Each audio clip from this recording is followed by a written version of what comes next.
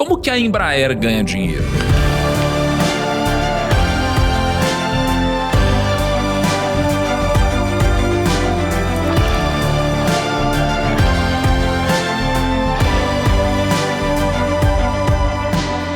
Depois de 2 horas de estrada, chegamos finalmente aqui em São José dos Campos, uma das fábricas da Embraer. E para nos contar um pouco mais da história da empresa, do que inspirou as pessoas que fundaram essa empresa aqui, como ela funciona hoje, fabrica aviões, coisa que ninguém imaginava ser possível 50 anos atrás. A gente está aqui com Luiz Marinho, vice-presidente de operações. Marinho, obrigado aí pela recepção. Obrigado a gente já a você, tomou Guilherme. café, pão de queijo, biscoitinho. Espero que você goste da nossa visita aqui. Se você pudesse contar um pouquinho para as pessoas, como é que nasceu a Embraer? Quem teve essa ideia? Quem teve esse sonho? E o que tornou possível, né, no final das contas, uma fábrica de aviões aqui no Brasil? Vou começar contando um pouquinho, né, desde o início da história da indústria da aviação brasileira, né? Começa lá com o Santos Dumont e depois nosso grandioso Casimiro Montenegro Filho, ele teve uma ideia e falou: poxa, a gente é um país tão grande, né? A gente não produz os nossos aviões e tivemos Santos Dumont que criou o avião. E aí ele falou: pô, precisamos criar alguma coisa, né? Mas antes de fazer isso, nós precisamos ter os engenheiros.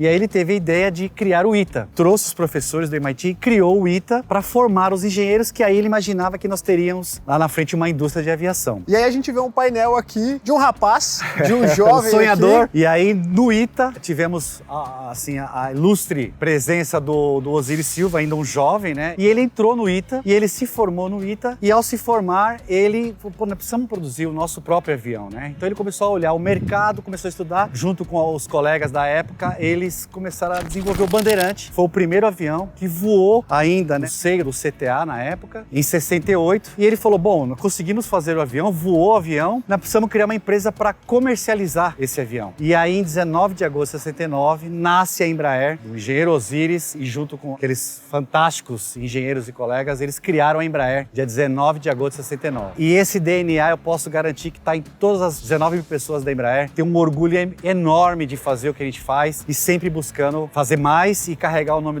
do Brasil, da Embraer, para todos os cantos do mundo. Muitas pessoas pensam o seguinte: poxa, a Embraer já produz avião comercial, também atua no setor de defesa. Tem cargueiro, tem o Super Tucano. E aí você deve estar pensando o seguinte: pô, não tem mais para onde crescer. Então, ao longo desse quadro aqui, você vai ver que apesar da Embraer já ser uma gigante, parece estar dando os primeiros passos ainda quando a gente olha para o futuro. Então, bora conhecer um pouquinho mais da fábrica aqui da Embraer. Hoje eu tô aqui em um dia especial. Porque exatamente no momento que estamos gravando esse quadro aqui do Empresas da Bolsa na Embraer, é o dia que a Embraer faz 35 anos de listagem na Bolsa Brasileira. E para falar um pouco mais sobre perspectiva, resultado, histórico, para você entender um pouco se a Embraer é uma empresa que vai te dar orgulho ou não, eu tô aqui com o meu xará, Guilherme Paiva, que é diretor de Relações com Investidores e de M&A, fusões e aquisições. Tem um currículo brilhante, mas ele falou que tem um defeito: ele é flamenguista. Então, Gui, obrigado por nos receber aqui. Uma honra estar gravando esse quadro com a Embraer. Eu vou ler o currículo dele aqui para você entender o gabarito das pessoas que estão à frente aqui da Embraer. O Guilherme Paiva, ele já foi estrategista-chefe de ações para a América Latina do Morgan Stanley por 14 anos. Então, você quer saber mais sobre se é uma boa investir o seu dinheiro ou não na Embraer, você já vai ter aqui uma perspectiva com um cara que fez isso por muito tempo. Tem 20 anos de experiência como estrategista de ações, com passagens pelo Deutsche Bank, Citigroup e, óbvio, pelo Morgan Stanley. Tem MBA pela Stern School of Business, da Universidade de Nova York, com dupla especialização em finanças e estatística e bacharelado em economia pela PUC-Rio. Gui, de novo, muito obrigado. É um prazer estar aqui com você, Xará. Você tem uma experiência muito grande em ações, então muito provavelmente você já acompanhou IPOs, né, que é o processo inicial. Uma empresa lista suas ações em bolsa, faz uma oferta pública. Qual que é a vantagem que uma empresa, por exemplo, ela tem, e qual que foi a vantagem que a Embraer ela pôde usufruir e usufrui até hoje, dela ter ações listadas em bolsa? Não seria mais vantajoso para a Embraer não ter capital fechado assim? O que ela ganha de vantagem estando listada na Bolsa de Valores? Hoje faz 35 anos, então dá para a gente entender como isso impacta positivamente uma empresa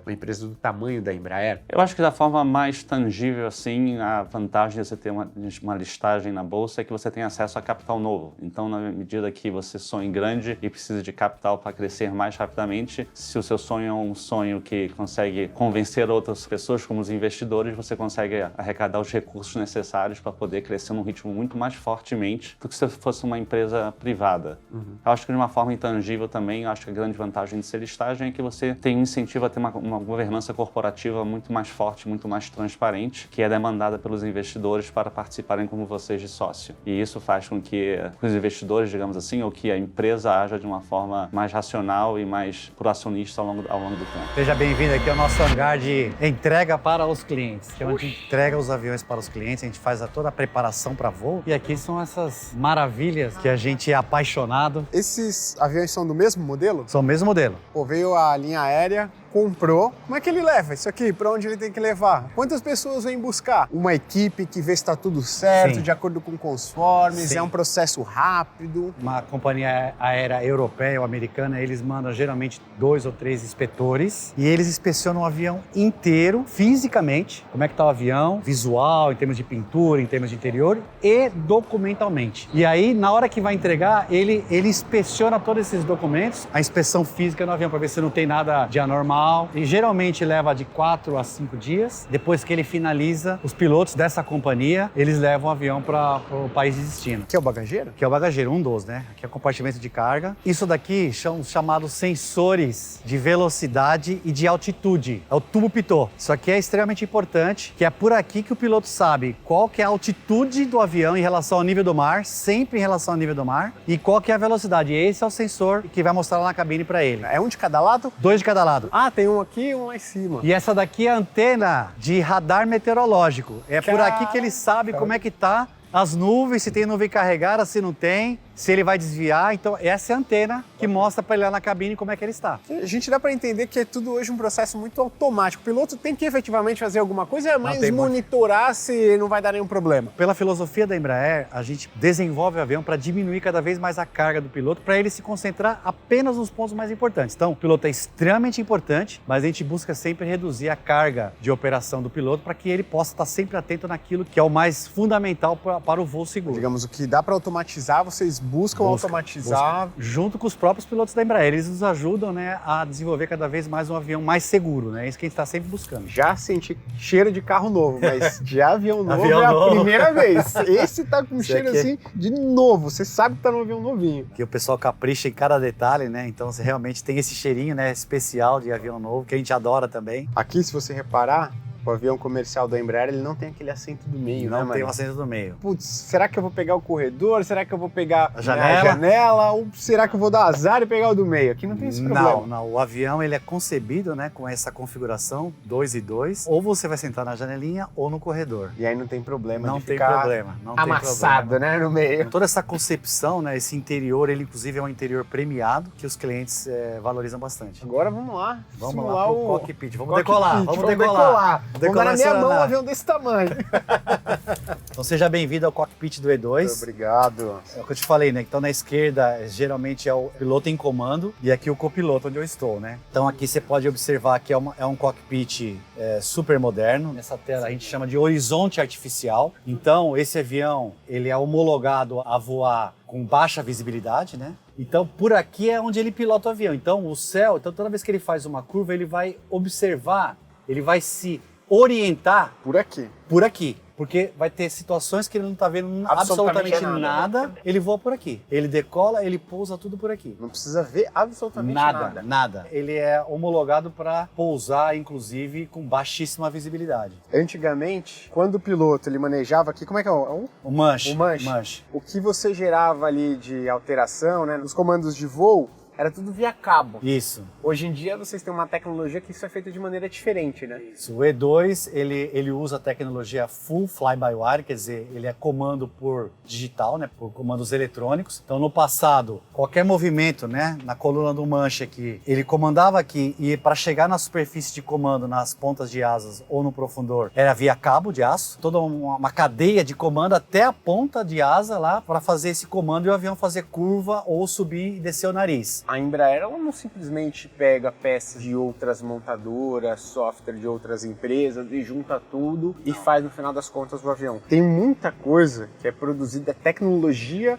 Embraer, certo? Desde a concepção, né, inicial, os primeiros desenvolvimentos todinhos 100% feito na Embraer. E aí a gente vai definindo depois o que a gente vai fabricar e o que a gente vai comprar. O software de comando de voo é desenvolvido também pela Embraer. A gente não compra mais, a gente desenvolve em casa, que é um outro orgulho nosso. E pô, você deveria sentir orgulho de estar vendo isso daqui, porque é uma empresa brasileira. Tem 55 anos, eu duvido que você imaginou que uma empresa brasileira poderia chegar nesse nível de tecnologia. Você acredita no potencial do Brasil e tudo mais, mas é muito legal a gente ver isso se concretizando. Parabéns, e o Marinho tá aqui na Embraer há mais de 25 anos. Tá 25 anos. E é um cara apaixonado pelo que faz, você tá percebendo junto comigo. Então, parabéns aí, Marinho. Legal contar um pouquinho da sua trajetória. Você começou na Embraer como aqui? Eu entrei na Embraer como técnico de processos, né? Então eu entrei em 99. Depois eu passei para engenheiro, coordenador e depois eu fui para supervisor de logística. Abastecer as aeronaves, quer dizer, trazer todo o material de uma forma cada vez mais eficiente. Fui promovido a gerente de logística, gerente de engenharia de manufatura, voltei para engenharia de manufatura. Isso na unidade nossa em Gavião Peixoto, que é onde a gente faz os aviões de defesa e os Praetors. Depois de 5 anos eu fui promovido a diretor de uma fábrica que faz os trens de pouso da Embraer. Legal. Chamada Eleb. E aí em 2020, no meio da pandemia, eu fui promovido a essa posição que eu estou hoje de vice-presidente executivo de operações. Você aí que é investidora, coloca aí ó, o gráfico da ação da Embraer. Quando que você assumiu a vice-presidência da operação aí, Marinho? 2020. Então dá uma olhada lá em que aconteceu com as ações. O homem é bom, hein? Não, mas aí é um resultado de toda, 19 mil pessoas. Eu posso dizer que todos, né, têm a contribuição, todas as áreas, né? A gente fala de, por exemplo, estamos aqui com o time de comunicação, time de RH, controladoria, as engenharias, pessoal de compras, né? Então todas as áreas têm um papel fundamental para a gente conseguir chegar e atender aquilo que o cliente espera e muita gente busca superar o que ele quer, né? Não sei quem fica mais confortável, se é o piloto ou o passageiro, hein? Boa aqui o banco. Gostou, né? Excelente. Muito bom. Muito Vamos obrigado, agora conhecer hein? a fábrica? Vamos lá, vamos conhecer um pouquinho a fábrica de como tudo isso daqui é feito, né? Vamos lá, então. Exatamente. E aí, voltando para a parte de serviços, porque esse é um negócio legal, né? Porque a pessoa fala, pô, o business, né? O negócio da Embraer é só vender avião. Por algum acaso, essa demanda por novos aviões ao redor do mundo, ela vai se reduzindo, a Embraer vai morrer. Mas hoje um business muito relevante de vocês é o de serviço, é a manutenção para essas aeronaves, né? Uma coisa que acho que muitas das pessoas acreditam aqui, os humanos não vão parar de viajar de avião, de voar. Então pode até que na sua cabeça esteja criando um cenário que vai reduzir a demanda uma hora por aviões. Mas se essa demanda reduz, você tem do outro lado um aumento da procura por manutenção e serviços e tudo mais. E vocês construíram uma planta em Portugal para fazer esse tipo de serviço, manutenção para aviões na Europa, é isso? Bom, na verdade o business serviços tem dois lados, né? Tem um lado, digamos assim, Embraer e tem um lado agnóstico, que seria o não Embraer ou o resto do mundo, né? No lado Embraer a gente provém os serviços de manutenção, de reparo e todos para os clientes que voam os nossos aviões. E aí esse business ele é diretamente relacionado ao tamanho da frota que a gente tem de aviões voando no mundo, que você viu na apresentação, vem crescendo a cada ano. E a gente tem a parte agnóstica, que são os aviões não Embraer necessariamente. Tem essa operação em Portugal, onde a gente é sócio do governo português, a gente tem quase 65% da operação. É capaz de fazer manutenção em aviões da Embraer, mas também em outros aviões que não sejam nossos, que sejam da Boeing, da Airbus ou de qualquer outra empresa. Vou tentar aqui simplificar para a pessoa, como se a gente tivesse uma montadora. Aí tem uma concessionária da Toyota, vou colocar Toyota porque Toyota é sinônimo de qualidade para carro, né?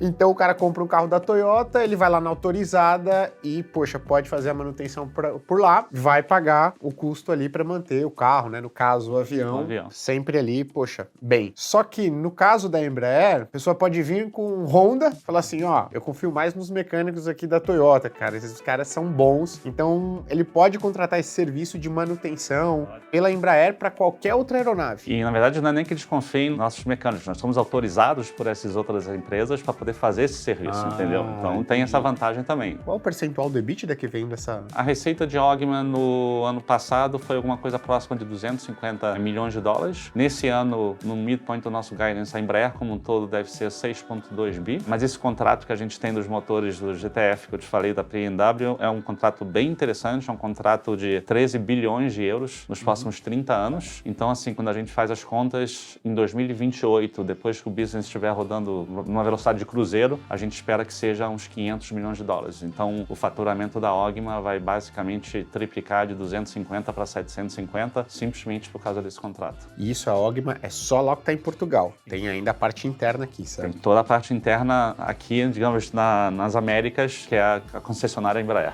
Legal. O Guilherme Cadonhoto, ele comentou com o Guilherme Paiva, diretor de relações com investidores, que um dos business mais relevantes da Embraer é o negócio de manutenção. E antes do Guilherme Paiva comentar um pouco mais sobre esse braço da Embraer, vamos dar uma olhadinha em como que de fato ela ganha dinheiro. Basicamente, a receita da Embraer é dividida em 4 partes. Primeiro, venda de aviões, ela vende os aviões comerciais, isso aqui representa 37% da receita do segundo trimestre de 2024. A segunda parte é serviços e suporte, nada mais é do que o pós-venda. Ou seja, é a manutenção, são os reparos, é a modernização das aeronaves. Isso daqui representa 27% da receita do segundo trimestre de 24. Terceiro lugar é a aviação executiva. Imagina que isso daqui tange a fabricação dos jatos executivos, aqueles que não são os voos comerciais. Representa 23% da receita. E a gente tem a defesa e a segurança, que basicamente é o desenvolvimento das aeronaves militares, que representam 13% da receita do segundo TRI de 24. Bom, Gui, então seja muito bem-vindo aqui ao nosso hangar de equipagem, onde a magia começa a acontecer. A gente recebe a fuselagem já pintada, como você pode ver aqui. Então eles vão equipar o avião com tubulações, cabos, cablagens, isolamento acústico, alguns componentes do interior. Então o avião ele vai sendo construído etapa por etapa. Sabe uma coisa que me chamou a atenção? Olha o chão aqui, onde o pessoal começa a montar o avião. Eu perguntei se eles acabaram de pintar isso, mas você comentou que não, né? Isso aqui é limpo, assim, O ano inteiro. sempre, o ano inteiro, o negócio tá brilhando. Foi a primeira coisa que chamou a atenção. Parece um espelho o chão. Vocês estão montando aqui um negócio gigantesco, né? Aqui é a posição da junção asa-fuselagem que a gente fala, né? Aqui atrás da gente estão os ferramentais que a gente usa para fazer isso. Então a gente apoia as asas aqui nesses ferramentais e ele faz todo o posicionamento e alinhamento das asas na fuselagem a laser, milimetricamente. Ali são diversos parafusos, mais de 70 parafusos de uma liga super especial ali para aguentar toda essa carga ali, né, da asa na fuselagem. E aqui também a gente faz a junção ali da empenagem, tanto a vertical quanto a horizontal, a cauda, vamos chamar assim. É a legal. cauda Onde da vai aeronave. o leme de direção. Quando ele está fazendo a curva, né? Então ele ajusta para fazer o alinhamento do...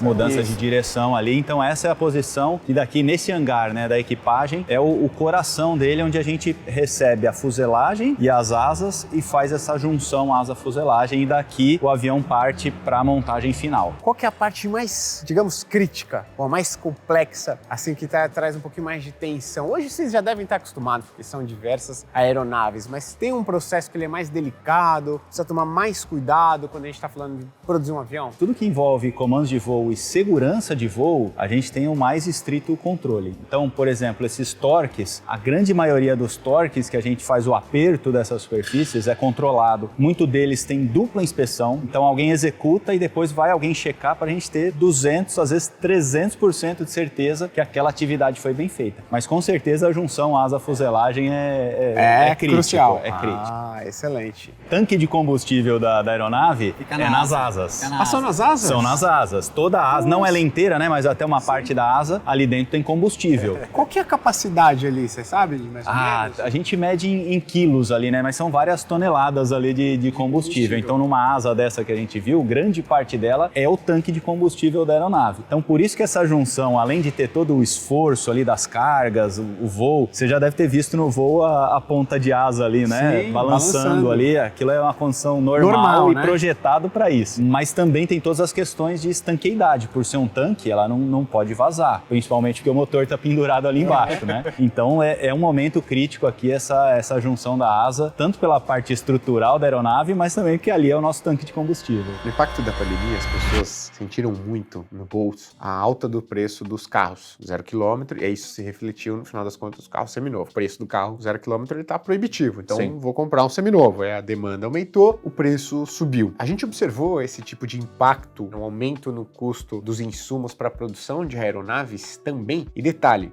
que é uma coisa interessante que às vezes a pessoa fala, poxa, a inflação naquele momento subiu, a inflação dos automóveis subiu, e a gente fala hoje que a inflação dos automóveis, ela tá basicamente estável. A inflação está estável, o preço voltou a cair. Não. Ficou Parado significa no que nível mais parou alto. de subir. Exato. Exato. Vocês foram impactados por um aumento do preço da matéria-prima, dos insumos, e essa pressão, ela continua até hoje? Ela arrefeceu? Em que magnitude que a gente consegue observar isso ainda hoje? Como que isso impacta o resultado da Embraer ainda? A gente foi impactado no pós-pandemia por causa disso, que os preços das commodities subiram e a gente continua sendo impactado por isso, mas a indústria aeronáutica está numa posição muito interessante atualmente, que é uma posição onde, obviamente, os nossos competidores têm uma certa dificuldade de produção, dada a cadeia de suprimentos que tem sofrido, tem tido problemas para poder fornecer todas as peças. Quando a gente fala de um avião desse, nós estamos falando de mais ou menos 3 mil fornecedores que têm que entregar 25 mil peças, que têm que ser postas juntas, né, para uma aeronave sair. E se estiver faltando uma peça, a aeronave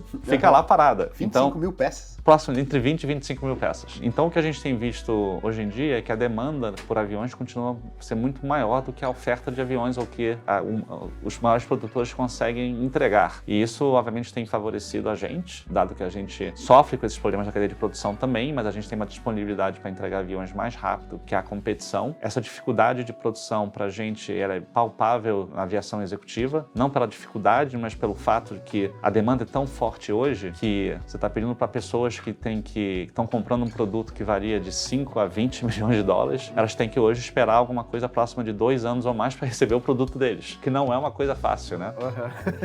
Você falar. Não deve ficar feliz. Não deve ficar feliz, porque a gente tem na nossa vantagem que se ele for para um competidor nosso, ele vai esperar mais ainda. Então, assim, É relativo. é relativo o problema, mas assim, a gente trabalha forte e sua camisa para poder entregar cada avião no prazo que a gente prometeu. A gente tem conseguido fazer isso bem melhor que o resto da competição. Aumento do custo de produção de aeronaves. Aqui, o Gui Cadonhoto perguntou se houve, nos últimos anos, um aumento no custo de produção de aeronaves. Da mesma forma que aconteceu com os carros. Eu não sei se vocês se lembram, mas depois da pandemia, dos preços dos carros e da gasolina que explodiram, inclusive eu até fiz vídeos aqui no canal sobre isso, eu vou deixar no card para quem quiser assistir. O ponto é, quando acontece um aumento no custo de produção, a empresa precisa repassar isso na ponta final para o consumidor. E o que acontece então? A matéria-prima sobe, o preço do querosene, que é a gasolina dos aviões, sobe, o custo de produção sobe, as despesas da Embraer sobem e a margem líquida diminui. E para que a empresa lucre e ela faça toda a roda girar, ela precisa repassar os custos para a ponta final. Quem é a ponta final? O consumidor. E foi exatamente isso que aconteceu. Por exemplo, o preço do litro do querosene subiu 145% nos últimos 10 anos. Como o preço do querosene subiu, o preço das passagens acaba subindo também. E é assim que funciona todo o ciclo do custo de produção. Rentabilidade das ações da Embraer. Só um adendo. Se a gente for olhar a rentabilidade das ações da Embraer nos últimos tempos, foi um negócio avassalador. Nos últimos 6 meses, as ações subiram 60%, enquanto o Ibovespa subiu 6%. Nos últimos 12 meses, a Embraer subiu 170%, enquanto o Ibovespa subiu 14%. E nos últimos 5 anos, ela subiu 150%, enquanto o Ibovespa subiu 28%. De 2019 para cá, em todas as janelas temporais que a gente analisar, as ações da Embraer bateram o Ibovespa. No final de 2019, se a gente pega o principal índice de ações do Brasil, o Ibovespa, ele está basicamente estável. O pessoal está comemorando o recorde, mas saiu de 120 mil pontos, 130 e poucos mil pontos, é 10%. Se a gente for ver, a inflação foi muito maior do que isso no período. Só que se a gente pega o desempenho das ações da Embraer, a gente vê que foi um excelente desempenho, principalmente nos últimos 12 meses aí, a ação tem uma alta próxima de 100%.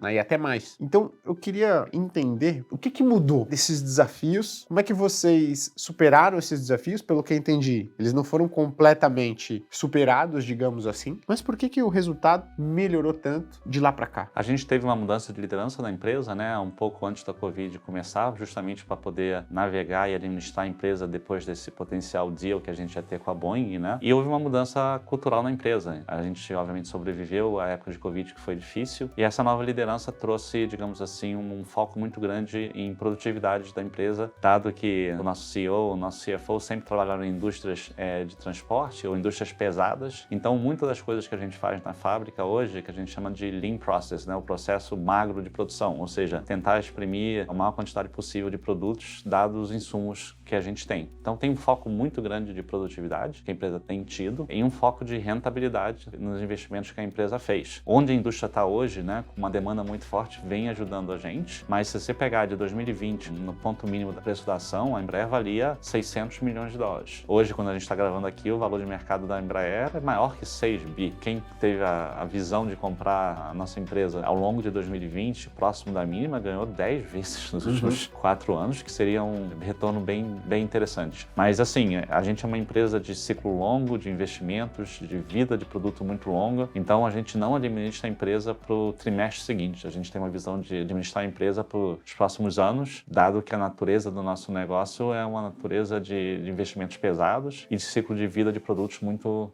longos, né? Você quer dar algum recado final aí para a pessoa que está nos assistindo? E aí fica à vontade se você quiser falar alguma coisa. Não, com o prazer. Primeiro eu quero agradecer a vocês a participação no programa, para os investidores, só realçar que a Embraer é realmente uma empresa única brasileira, é uma das poucas empresas da Bolsa que vendem para o resto do mundo que não são produtoras de commodities e também são uma das poucas empresas brasileiras que o aumento de juros, a desvalorização cambial tem muito pouco efeito sobre a gente. Então, em termos de diversificação de uma carteira de investimentos, a gente provém os benefícios que muito poucos ativos no país são capazes de prover. E ó, quem tá falando isso é um cara que foi estrategista-chefe de ações por mais de 20 anos. Então já foi estrategista do Morgan Stanley, do Deutsche Bank. Então o cara entende quando ele tá falando aqui de investimento em ações. Então, pô, queria agradecer, Gui, o bate-papo, agradecer aí a abertura pra gente vir falar aqui, pra apresentar, de fato, números, né, perspectiva, a operação da Embraer pra gente e, óbvio, vamos para a fábrica agora, o pessoal conhecer ali um pouco mais do dia a dia, né, conhecer as pessoas envolvidas na produção. Muito obrigado aí. Obrigado a você.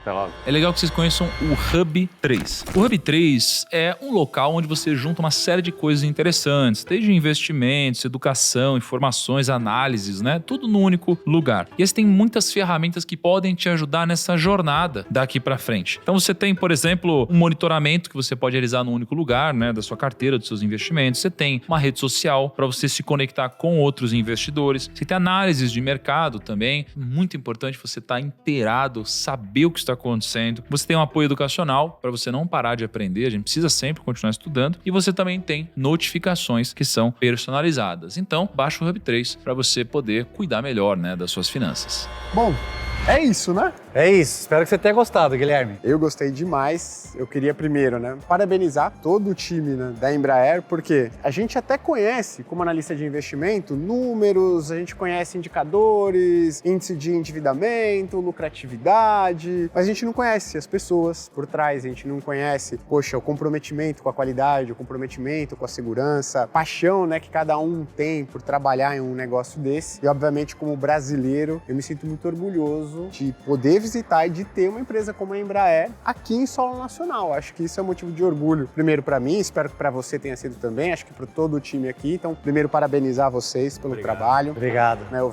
conversando com o Gui Paiva, participando do evento da B3, conhecendo vocês, eu acho que a Embraer já alçou voos muito longos, mas eu tenho a sensação de que o melhor ainda está por vir, sabe? E segundo, agradecer por toda a receptividade que vocês tiveram com a gente, com toda a equipe, desde os primeiros contatos. Então, de fato, parabéns e muito obrigado aí pela receptividade. Legal, Gui. Obrigado. Foi um prazer enorme. Espero realmente que a gente tenha atendido o que vocês estão buscando, né? Foi uma satisfação enorme estar com você. Em nome de todo o time aí, muito obrigado também. Foi ótimo estar participando desse tour com vocês aqui. E claro que eu preciso dizer aqui que foi um prazer inenarrável fazer mais um quadro do Empresas da Bolsa. Espero que você tenha gostado. Eu acho difícil você sugerir aqui embaixo uma empresa mais interessante que a Embraer.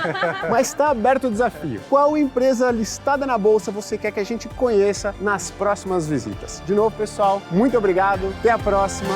Tchau, tchau.